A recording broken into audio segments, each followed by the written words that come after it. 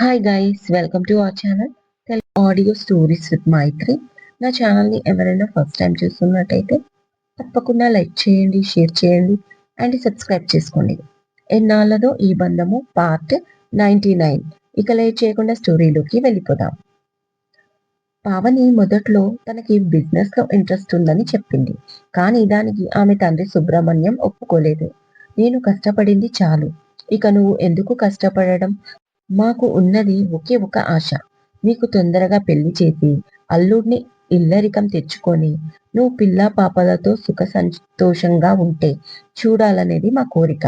నీకు పెళ్లి చేస్తే మాకు ఉన్న ఒక్క బరువు తీరిపోతుంది అనగానే ఇక తనకి అర్థమైపోయింది. తన స్టడీస్ తర్వాత నెక్స్ట్ పెళ్ళి అన్నమాట. దాని నుంచి తప్పించుకోవడానికి ఉద్యోగం పేరుతో బయటపడింది పావని. కొన్నాళ్ళు ప్రశాంత కొన్నాళ్ళు ప్రశాంత ప్రశాంతంగా కొన్నాళ్ళు ప్రశాంతంగానే సాగింది ఆ ఉద్యోగం. ఆ తర్వాత సడన్ గా ఒక రోజు తన ఇంటి ముందు ఒక పొడవాటి కారు వచ్చి ఆగింది. ముంబైకి చెందిన ఒక పెద్ద బిజినెస్ మ్యాన్ ఫ్యామిలీ. వాళ్ళు తెలుగు వాళ్ళే. వాళ్ళ అబ్బాయి ఎక్కడో పావనిని చూసి ఇష్టపడ్డాడంట. ఆ అమ్మాయిని తప్ప వేరొకరిని చేసుకోను అన్నాడంట. దాంతో వాళ్ళు ఎంక్వైరీ చేస్తే అడ్రస్ తెలవడంతో ఆ రోజు తమ ఇంటికి రావడం, విషయం పూర్తిగా చెప్పడం జరిగిపోయింది. అతను ఒక పెద్ద బిజినెస్ మ్యాన్. పావని వాళ్ళ బిజినెస్ కంటే 100 రెట్లు పెద్ద బిజినెస్ అతనిది. దాంతో సుబ్రహ్మణ్యం, అన్నపూర్ణమ్మ దంపతులు ఎంతో సంతోషపడ్డారు. అప్పటికప్పుడు పావనిని రెడీ చేసి తీసుకొచ్చి వాళ్ళకి చూపించారు. పావని వాళ్ళకి బాగా నచ్చింది. అబ్బాయి బిజినెస్ వర్క్ పైన అదర్ స్టేట్ వెళ్ళాడు. ఇవాళ నైట్ వస్తాడు. సో అంతలోపు అమ్మాయిని డైరెక్ట్ గా చూద్దామని వచ్చాము అని చెప్పారు వాళ్ళు. కానీ పావనికి ఇదంతా అస్సలు నచ్చలేదు. పెళ్లి అనే మాటనే మింగుడుపోలేదు తనకి. పైగా చాలా కోపం వచ్చింది. తనని చూసి ఒకరు నచ్చడం ఏంటి? తనకు నచ్చాల్సిన అవసరం లేదా? అయినా నచ్చితే డైరెక్ట్ గా ఇంటికి పంపిస్తాడా? ఎంత పొగరు!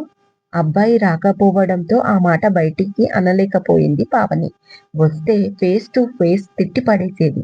బట్ వాళ్ళ పేరెంట్స్ ని ఏమీ అనలేక ఉండిపోయింది. ఫైనల్ గా మా అబ్బాయి ఫోటో అంటూ వాళ్ళు ఫోటో చూపించారు ఫోన్లో తల్లిదండ్రులకి. అప్పుడు ఆ ఫోన్ లో అతని పిక్ చూడగానే పావనికి ఫ్యూజ్లు ఎగిరిపోయాయి. ఆ రోజు హోటల్లో చూసిన అబ్బాయి కదా అని షాక్ అయిపోయింది. ఇక వెంటనే పళ్ళు నూరుకుంది పావని.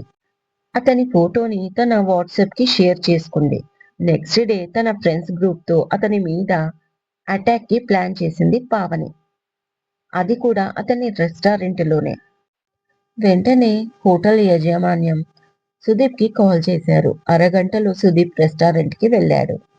చుట్టూ చూస్తే ఎక్కడి వస్తువులు అక్కడ పగిలిపోయి ఉన్నాయి. పైగా చేతిలో హాకీ స్టిక్స్ పట్టుకొని ఉన్నారు ఒక 8 మంది అమ్మాయిలు. వాళ్ళకి ఒక లీడర్ లాగా ఒక టేబుల్ పై ఎక్కి కూర్చుంది పావని. తన చేతిలో హాకీ స్టిక్ ఉంది. అది అలా చూడగానే ఆమెని భలే నవ్వొచ్చింది సుదీప్ కి. బట్ కంట్రోల్ చేసుకుని వెంటనే ఏంటిదంతా, పోలీసులకు ఫోన్ చేయాలా అని అడిగాడు సుదీప్ చాలా సీరియస్ గా. అదే మాట నేను అడిగితే మా ఇంటికి వచ్చి మీ ఫ్యామిలీ హరాస్మెంట్ చేసింది అని నేను కూడా కంప్లైంట్ ఇస్తాను అంటుంది పావని. అదేంటి, నిన్ను చూడ్డానికి వచ్చారు కదా మా వాళ్ళు. పైగా నువ్వు ఆడపిల్లలాగా కనిపించావంట. కానీ ఇవాళేంటి మొగరాయుడులా? ఇంకా చెప్పాలి అంటే లేడీ రౌడీలా ఉన్నావు అన్నాడు సుదీప్. నేను అదే అడుగుతున్నాను. మా ఇంటికి మీ వాళ్ళు ఎందుకు వచ్చారు? నువ్వు నన్ను ఇష్టపడితే డైరెక్ట్ గా మీ వాళ్ళని మా ఇంటికి ఎలా పంపిస్తావు అని కోపంగా అడిగింది పావని. నచ్చావు కాబట్టి పంపించాను, పెళ్లి చేసుకుందామని అన్నాడు సుదీప్. అంటే నీకు నచ్చితే సరిపోతుందా? నువ్వు నాకు నచ్చాల్సిన అవసరం లేదా అని అడిగింది కోపంగా పావని. ఓకే, నేను నచ్చలేదా నీకు? ఎందుకు అని అడిగాడు సుదీప్. నచ్చలేదు, ఇంకా నచ్చవు కూడా, కాబట్టి ఇదంతా చెయ్యాల్సి వచ్చింది. అయినా నేను నీకు నచ్చితే డైరెక్ట్ గా నాకు వచ్చి నువ్వు అడగాలి, నేను నీకు నచ్చానా అని.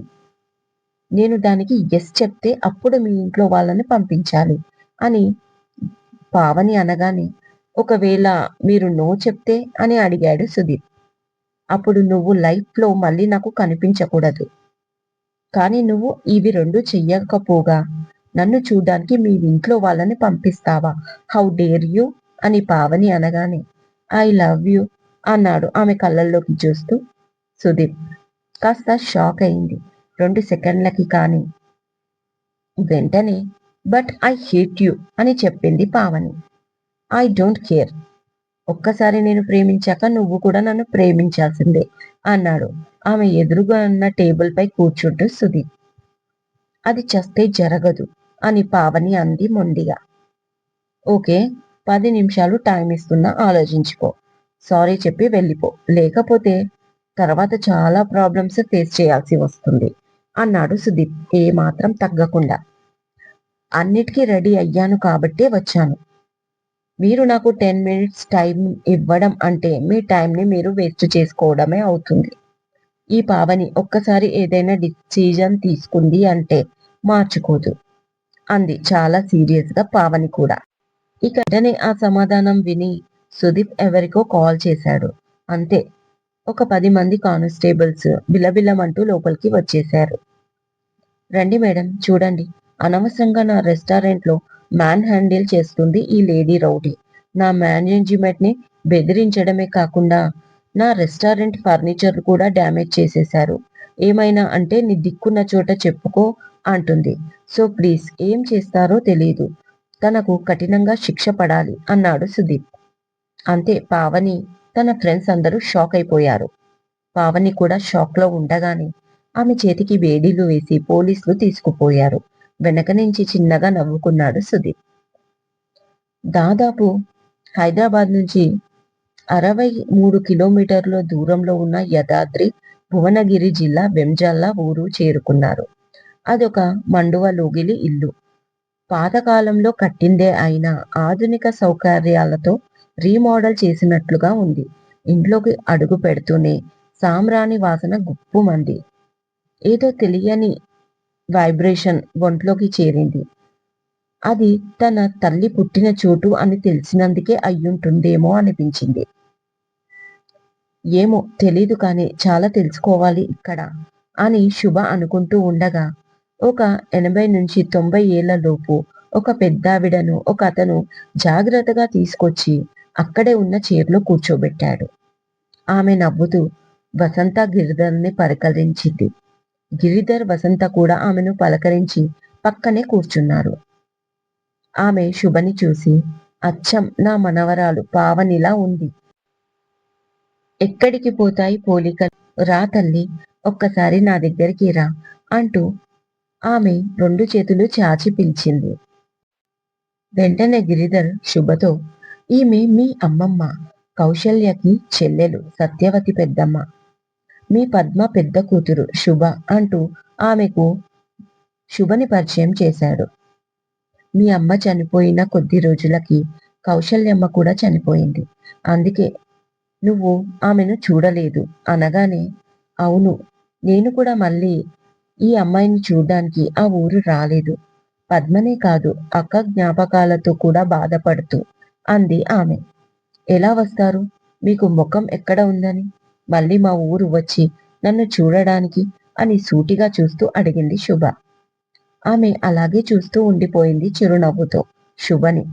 శుభ మాటలకి వసంత, శుభ ఏంటి పెద్ద మాటలు అనబోతే గిరిధర్ వసంతని ఆపేశాడు.